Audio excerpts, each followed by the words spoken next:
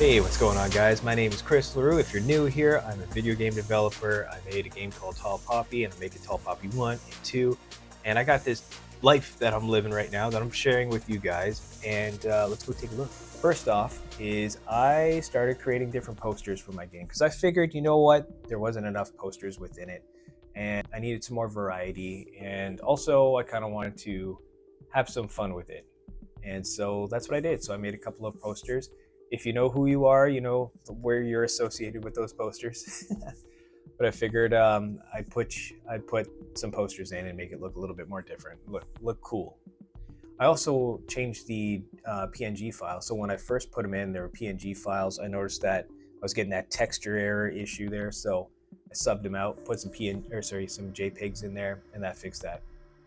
Another thing that I did is I moved some chairs around. So I had chairs on the right side, but I want to put them on the left side because you get more view of what you're looking at when let's say the professor's talking or Tall Poppy's talking or something like that. I want you to experience the view from a better angle. I also have controller support within the game too. It's not in the UI yet. I still have to do that, but I have a toggleable run system now. So it's kind of like other first-person shooter games. With that over there.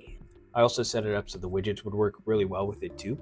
So if you're doing the programming, before you'd have to press the button every single time you wanted to type a letter or a keyboard key. In my mind, I thought, well, people were typing on the keyboard and it would be like they're programming, but reality is it's too monotonous. So now you press the button and it'll type it all out for you, one line at a time. So one button press, one line, another button press, another line. Once that line's done, you can press the button again.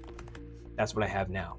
Another thing, one contract ends and another contract must begin. So I started beefing up my resume. I got a little bit more work in the tank now, so I made a pretty good effort to make a pretty decent resume so I can hand that out to studios all over Canada and maybe even the US.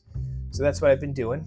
And I've noticed when filling out a lot of these applications, let's say if I wanted to be a game designer or even a game programmer, just making systems like shooting guns and game modes and all these different types of things, I would have to have a little bit more C++ experience. Now, I've got a lot of C++ visual experience with blueprint programming, but not enough with C++ written.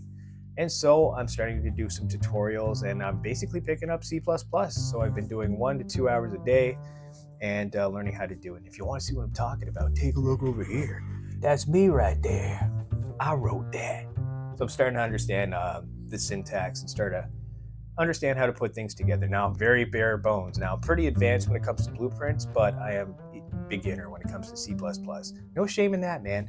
Not every game developer is going to be a master at all these different things here. So that's it. I'm starting to learn C++. Oh, don't forget, the engine just updated too, so now I'm at 5.3. So pretty cool. Oh, here's another thing too that I've been working on lately. So here I was working one day, and I noticed there was a message on my Discord, so I took a look at it. And it was the Epic for Indies, and I was like, whoa, what's this all about? And they had a live presentation. And the people that were presenting said, hey, we are having our Mega Grant system be a little bit different. So now a little bit more interested in applying for the Mega Grant. I've already tried so in the past with Tall Poppy 2, it failed, but I didn't have a game demo. And that was a hard lesson to learn too. And I really needed the money at the time. So this time, if I'm going to apply for it, I have to apply before I think April 12th or April 15th. And I have to have a good prototype. I have to have a really good pitch deck. And I learned a lot of lessons from my first time. So if at first you don't succeed, try harder. That's what I'm going to do. So we'll see.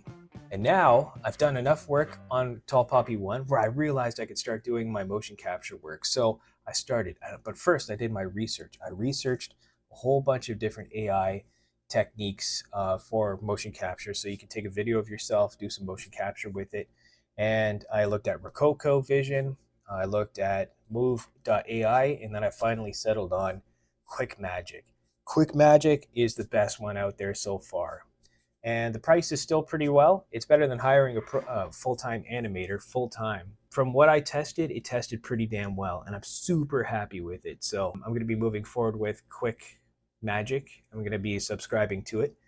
And I think there's a pro license for about $50. You get about 1,000 seconds, whatever that is. Hey Siri, what's 1,000 seconds to minutes? 1,000 seconds is 16.67 minutes. 16.7 minutes. So I'm going to have to take, and that's your monthly allowance. You can buy another 1,000 for $40. I might do that if I have to. Um, but yeah, either way, it's still cheaper than hiring a full-time animator, animators plural, which takes a long time to animate all these specific things. So from what I've seen with this AI tech, specifically Quick Magic, it's pretty good. It even tracks hands too, super nice. Also developed a little bit of a pipeline for it too. Let's go ahead and show you. Give me a sec here, do that. So here's the pipeline I have for it here. So first things first, I'm gonna record the from a phone and cast to a screen so I can see myself. I'm gonna edit the clips through CapCut. I'm going to import it through Quick Magic. It's gonna do its AI thing.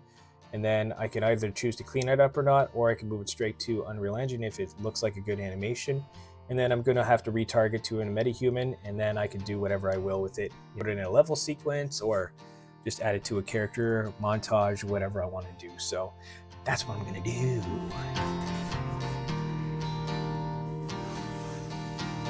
All right, I only have this little area to walk within.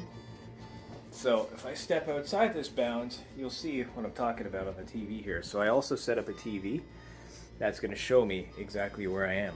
And now we can see myself in there too. And so as I'm walking around this region here, this small region, we can see exactly what's going on here. And at least I'll be able to see myself act through the camera, through the TV, and then I can make adjustments if I need to. So pretty cool. What it's gonna look like.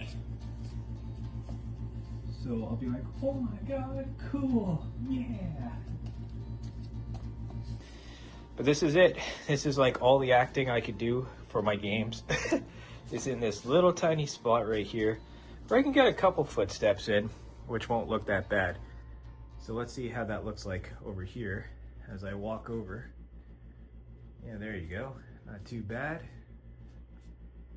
You know, I can't do anything crazy, but I could just be like, oh, woe is me, life is so terrible, type of thing. Sorry if it's really shaky.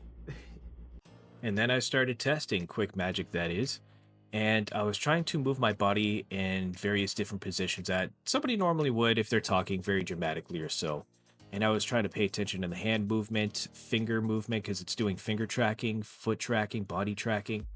And there's not a lot of foot slide. And when you export from Quick Magic, you have to export to a UE4 mannequin.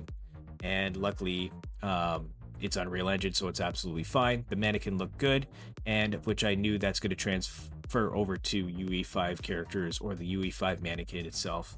And so I tested it out with the metahuman, and just paying attention to the beard here. I don't know why that started happening here, but I'm going to have to find a fix for the facial hair and whatnot. But I'm just trying to pay attention to the hands, because hands are a huge deal, and it can kind of make a game kind of look silly and whatnot. And they're moving okay. I have to kind of make sure to not keep my hands, like when I'm actually filming, not too close to my body. And then I'm paying attention to the feet too, and the feet aren't sliding around or anything like that either, which is fantastic, because a lot of mocap, your feet will go through the ground.